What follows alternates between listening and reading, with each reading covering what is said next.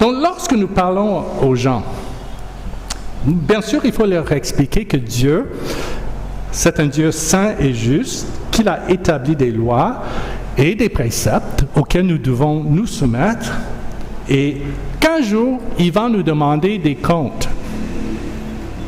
Il faut annoncer ça. Mais il ne faut pas en rester là. Il ne faut pas qu'on se contente de prêcher la loi uniquement. Souvent, on veut dire que ça va, il faut obéir à Dieu. Il faut aller plus loin, mes frères et mes sœurs. Il ne faut pas en rester là. Il ne suffit pas de dire aux gens d'arrêter leur mauvais comportement et de se soumettre à la loi. Pourquoi? Parce qu'ils en sont tout simplement incapables. Aucun de nous n'est capable de nous soumettre à la loi par notre propre volonté, par nos propres forces.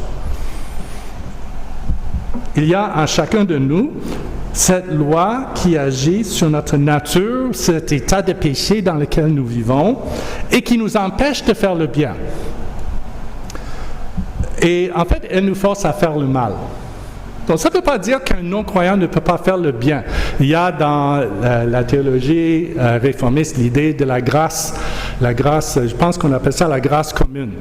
Cette grâce que Dieu donne à tout le monde pour que nous ne sombrions pas dans un chaos total, mais pour que nous puissions quand même bien vivre les uns avec les autres. Voilà, c'est la grâce de Dieu qui agit. Il envoie sa pluie sur le juste et sur l'injuste aussi. Mais, laissés à nous-mêmes, sans la grâce de Dieu, sans l'Esprit Saint que Jésus a envoyé, il nous est vraiment impossible de faire le bien.